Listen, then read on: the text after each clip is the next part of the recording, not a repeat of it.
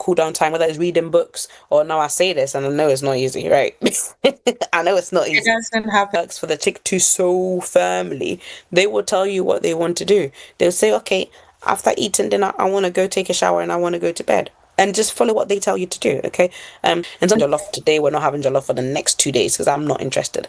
Okay, okay. So, but this is, but people with autism change that if I have a child who requires that, okay? So feeding can be again if you have to know your child and you have to sort of, and this is a difficult bit, right? Because for example, again, I'm going to use my own situation as an issue. My son doesn't, he used to like he used to like blueberries. He doesn't like them anymore. So you put them in his plate and he'll take them away. And it's almost like being a parent or being, I'm almost always trying to force him to eat it. It's one of your 5 a days. It's good. I'm running out of fruits because the boy will eat grapes this week and he won't have it again for the next, right?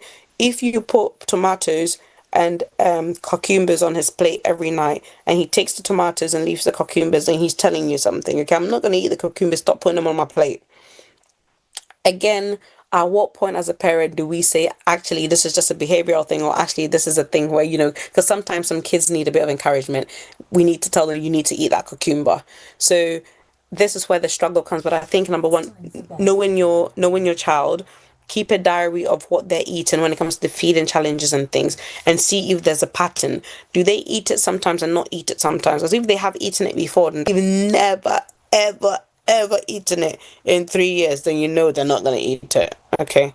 So my son's had blueberries before, so I'm going to still keep trying with the blueberries because Keep trying. Thank you very much, Dr. Kostia. Your time is up, but we've got two hands up. If you can answer those questions and we that's can, fine. Dr. Blessing. Could you read my message, please? Is it Okay. possible? 'Cause I think I was the first to. Yes, you might have missed it, Nanaya. Nanaya, sorry. You Yeah. might have. Okay. So I was diagnosed as an adult with neurodivergence diagnosis. It was very difficult for me growing up. Is that the one, Yeah, Nanaya? that's one. Yeah, because Yeah. you did say you were going to talk about the adult. Talk about at adults. the So end. yes, Yeah.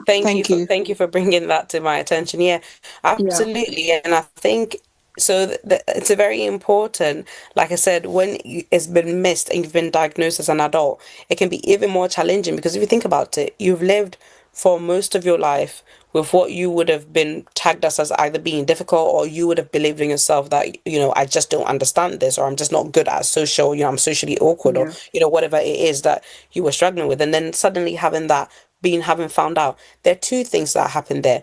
There's a bit of a relief to say, actually, it's not all me, to say that actually I wasn't being difficult, or I wasn't being the person I was being tagged as. That's not who I am. I know why this happened. So that's where the relief comes in. But then there comes the realization and almost a bitterness, like actually, so why is it that I've been treated this way, or that, it's never been my fault, but then it's always made to be like it's been my fault. So that's so almost the two phases that you go through, the relief and the bitterness phase. Okay, I'm not sure if you went through that, Nanaya, but maybe we need to bring you on to come and tell us about your experience, as a lived experience, and I think it would be fantastic if we could arrange that. Yeah, I think so. I think that I'm not going to be long, so I think you're in a hurry, but I think that for those of us in our late 50s and 60s who are Africans who were diagnosed late, we've been traumatized. It's very difficult. I know some people have actually taken their own lives because of this kind of problems. It's quite serious stuff because you're missed. I wasn't diagnosed till my 30s. I'm now in my 60s. Can you imagine? And I have difficulties going to Ghana because Absolutely. I was literally bullied at school. And so I really don't like to connect to that country. Of course, I am from there, but it's very difficult. It's very difficult. And I think, we still, when we go amongst our community, because we're obviously now middle-aged, we still do odd things. People look at me because I have routines. And if it goes, like if people get in the way, I just get anxiety. I have routine, and people look at me thinking, why is this kind of middle-aged woman doing this? I can't help it. So that's the problem. People think autism is in children, but you grow up and live with it. It doesn't go away. No. It doesn't go away. People forget that.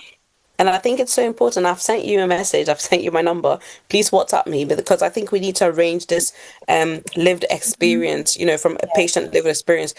It's so important. And this is what I was saying, because number one, when you've been misdiagnosed all your life, and and you've been tagged as you having the problem, and like you say, it's so, the thing that you said that really got me is when you go to Ghana, and I hope people were listening and parents were listening here, and it's the point where she said, I don't like going to that country, or I don't like connecting with that country. Did you hear that? And It's very why disheartening. why is it important that she said that? The reason she said that is because when she goes to that country, that's what they make her feel like, that she doesn't belong there, she doesn't fit in, because they think she's odd, and she said it herself, right? And I think if you think about it, and we even, being brought up in this country alone, sometimes we're made to feel like that, because we're a bit, they say kids in the UK, oh, they don't respect, they don't do, but imagine that plus autism, right? So Yeah. you can imagine what she's been through, and the reason why she doesn't want to connect with that country. Okay. And the reason I keep saying it in this way, and I keep emphasizing this, because I want the parents here to hear it, to say that when you don't get the right support for your children, this is what will happen. Okay. And that's why it's so important that we create the awareness and we get the support. And like Nanaya said, I'm going to touch on the adulting part, where when you're diagnosed when you're adult. So a lot of the time, people are diagnosed as adult do feel a bit of resentment, okay, towards the system or whatever it has, because like you said, maybe their parents have been beating them since they were a child, saying they don't understand, they don't like to go, they don't like to take responsibility, they don't like to be social, they're socially awkward, whatever it is the symptom was, but it was never their fault, okay, and that's the one thing we need to remember. So they usually don't like whoever it was, or they have a bit of resentment towards that. But also, it's very difficult, if you think about it, at the age of 30 or even 40 or even in your late 50s, to now adjust a life that you were living before, and then having to adjust yourself to this new life that you found. Having said that, a lot of people also would say, oh, you're too old to take that label, or why are you looking for problems?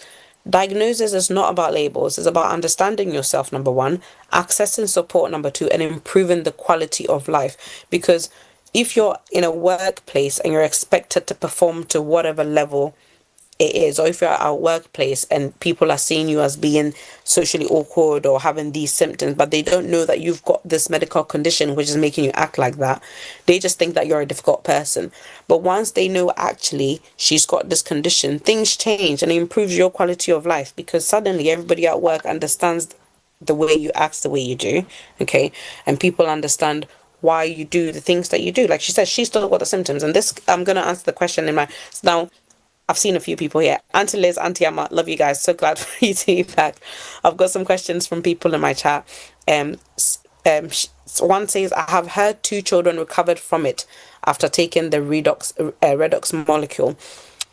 And it says, I've introduced my 18-year-old son's friend to it, and he's sleeping better in just 3 weeks. So there's I guess there's a medication, or there's some sort of nutrient going around the redox, called the redox molecule. And again, people are attributing things like curing autism or all sorts of things. Now I'm going to say this, and like I think I've said, don't get me wrong, science changes all the time, and yes, we might find new things coming around in the next couple of years, but from the medical knowledge that I have at the moment, I know that there is no cure to autism. Maybe the redox molecule does help with some symptoms. It might be a placebo effect. Maybe the person's taking this molecule and suddenly thinking that I found this holy grail that's going to make me a better person, and they're reacting to that is a mind thing, maybe.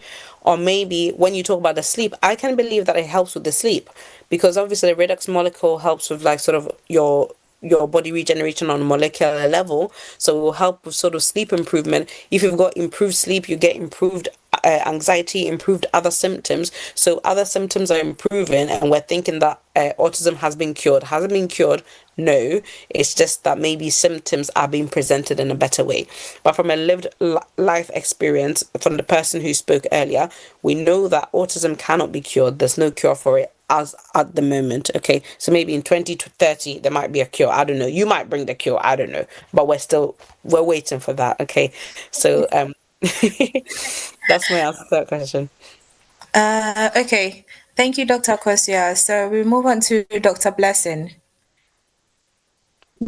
Yeah, thank you very much for the opportunity. Of course, I know you're in a rush, but let me give you a quick question.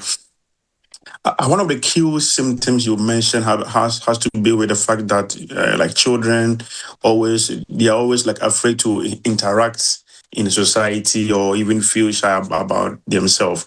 So my question is it people that made them feel shy to interact or something, or it is the disease itself that appeared that way? Because let me give a typical example. Me myself, like growing up, although I have a condition that I stam a lot. I stam, but me being shy wasn't because of maybe okay I stam that make me shy. It's rather people that made me feel shy. Even my own brothers and sisters growing up, even my own friends, even in my college, my university people, my teachers, professors, still like bullying me. So in that case, I feel shy to even like raise up my hands in class to ask questions, all this. Me being shy wasn't because of maybe I have a condition that I stamp, but it's rather like there's the friends, my environment that made me feel away. Is it the same thing when it comes to autism, or it is like people that made them feel that way? So it's both. Kids with autism have social problems right from the beginning. Okay, they have issues with playing with other people, with socially interacting, and they literally have issues. They just can't, social interaction is very difficult for them. Having said that, imagine, like you say, imagine already being shy from being a stammerer, and then people laughing at you for being a stammerer on top of that. What does that do? It makes you even more shy, or it kills your confidence even further. So that's what happens. It's almost like a vicious cycle where the child is already socially awkward. They already like to do things in a certain way that people don't understand or might not understand. When you go to the playground, everybody wants to play in a certain way, but the child is stuck on, I have to play with this first and have to play with that next, and I have to arrange the blocks this way, okay? And all their friends are saying to them, why are you being so strange? Why are you being so weird? The more you say that to the child, the more that you say that, their confidence goes down. And then they say, actually, well, people think I'm weird anyway, so I'm not going to go and play with people. So it's a mix of both, if you understand what I mean. And this is why I mean the support and the awareness is so important. For example, I work in a football club, and there was a particular girl, and I gave a similar talk like this. And I said, if anybody has any problems or they think they might have this, come to see me afterwards and we can talk about it. And one girl came to me and she was like, I genuinely feel that I have this problem. And she said to me, a lot of the club girls sometimes will say, oh, like when they explain, like, let's say a football set play, so they say, okay, maybe this person will kick the ball and then they'll fall to you and then you walk it, but she never understands it. So she was like, oh, they're always laughing at me, saying, no, I'm so daft because we need to explain the things to me more than once. Or like when we're in the room and they're talking about the set plays, they usually have to explain to me more than once, 3 times. So she was like, even if she didn't understand, she wouldn't even say she doesn't understand it, and she'll usually just go on the football pitch, and if they kicked the ball to her, she didn't really know what she was doing with it because she didn't understand the set play from the beginning. And then everybody would then laugh at her and say, oh, you're so daft. Like, we've talked about this thing so many times. Why did you not pass the ball to this person, this person? So you can see where the problem is coming in now, right? And then she basically, so we went through it. And in the end, I referred her to the system, and they took her on and they said, we think you have autism, but we're gonna there's like 4 years, so we're just gonna she's on waiting list now. The point I'm trying to make is, and she's a footballer. How old is she? She's probably sort of late 20s, 30s, but that it was from that talk that she realized that there was something wrong. But this comes to what you're saying, right? Within the football club, she was being called stupid, and people were making fun of it and jokes about it. And I mean, they weren't doing it in a malignant way. They were just almost laughing at her and making. But to her, she always felt like something was wrong with her, and she was like, I actually really don't understand this, and people feel I'm stupid, so I'm just gonna stop asking questions.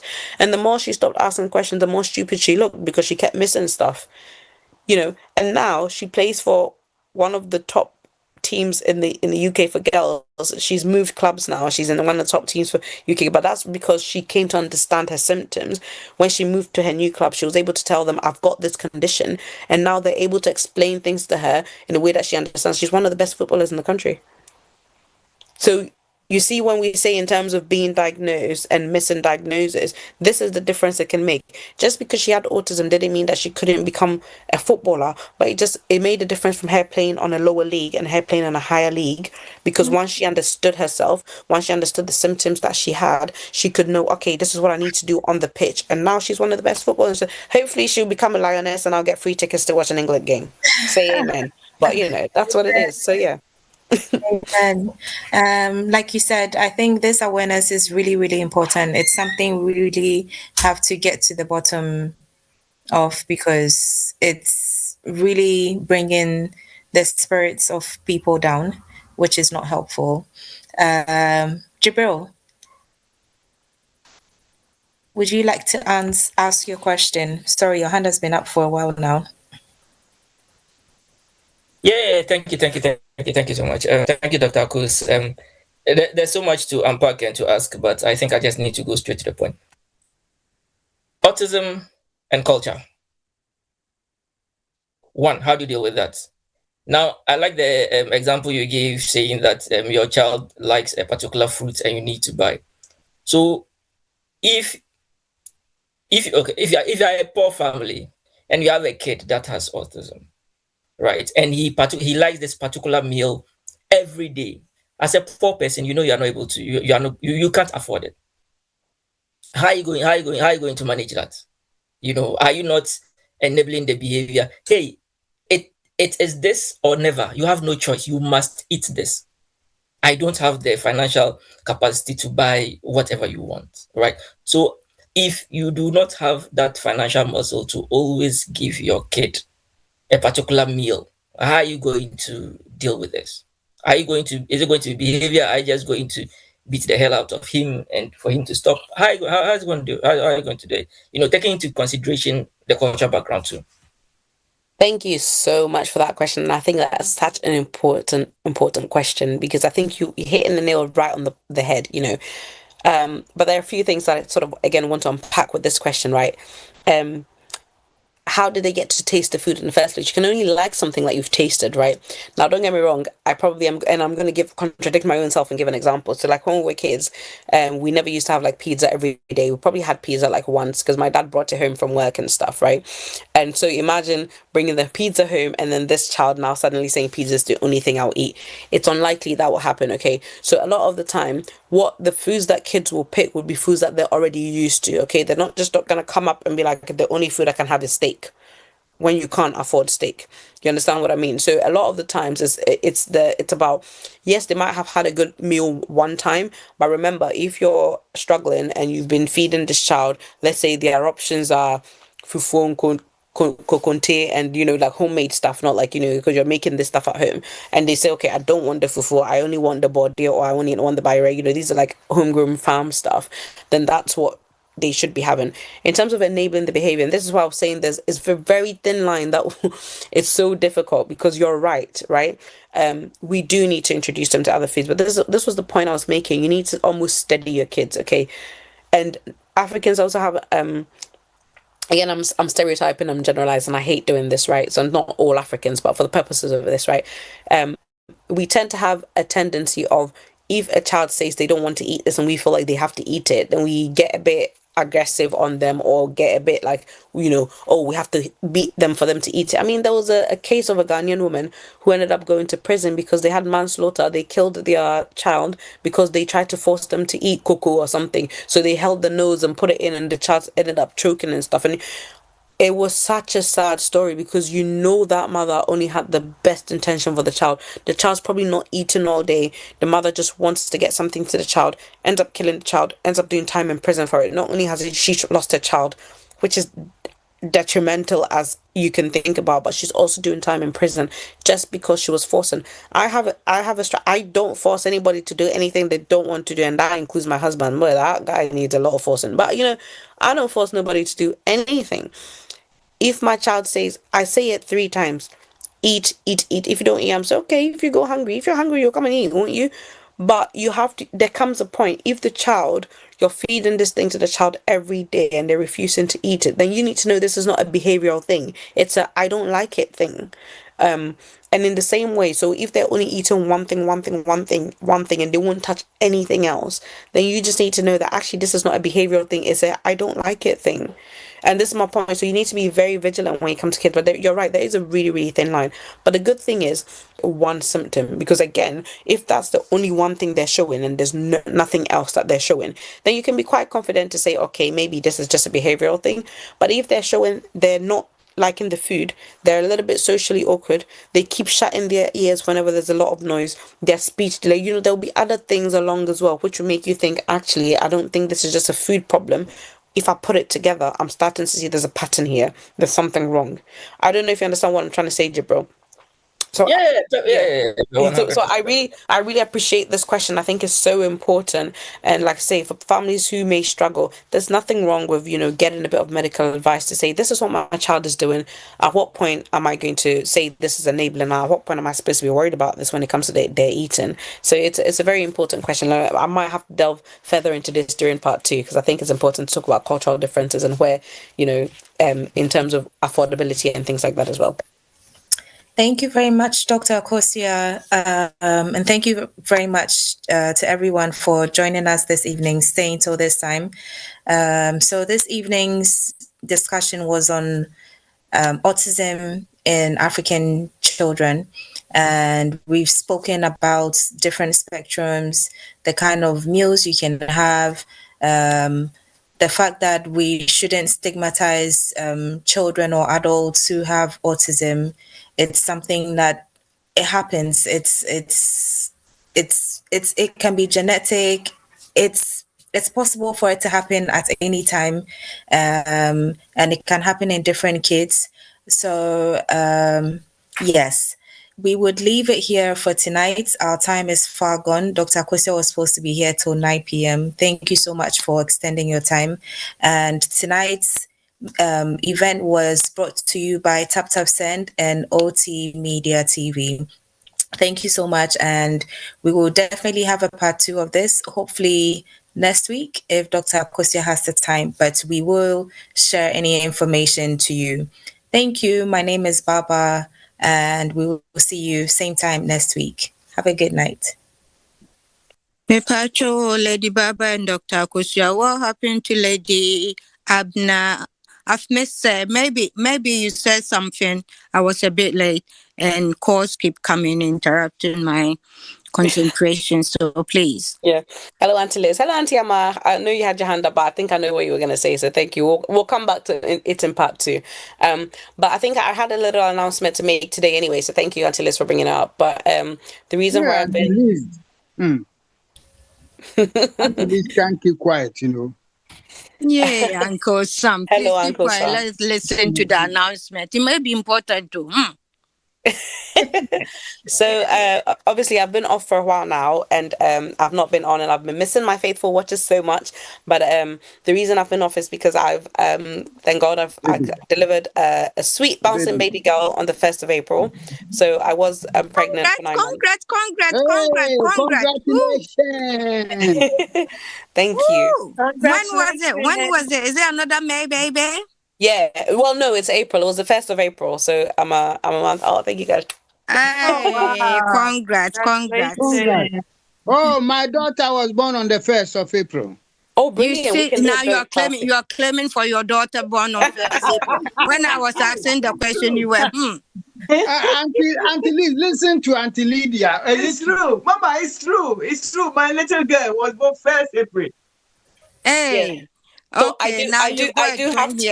I do have to go because, like I say, obviously to answer your question, Abena is not here because, unfortunately, at the moment we both can't be on at the same time because she's doing the babysitting. So when she's on, I have to be off. When I'm off because she's babysitting.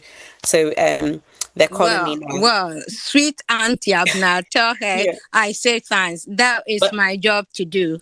I have to come around and babysit as well. Please do. But she sends all her greetings to you, and hopefully, when the time is right, we'll invite you all for baptism or christening or whatever we call it. But yeah, you'll get the invite. Hey, congrats, Dr. Abna, congrats. I saw that beautiful picture, that big belly of yours, and I thought, this is what you've been hiding. I will thank God. you. Thank Good God. night. Thank you. Well done. Thank You know how to do it. One boy, one girl. One boy, one girl. Keep going. Okay, bye-bye. Good night.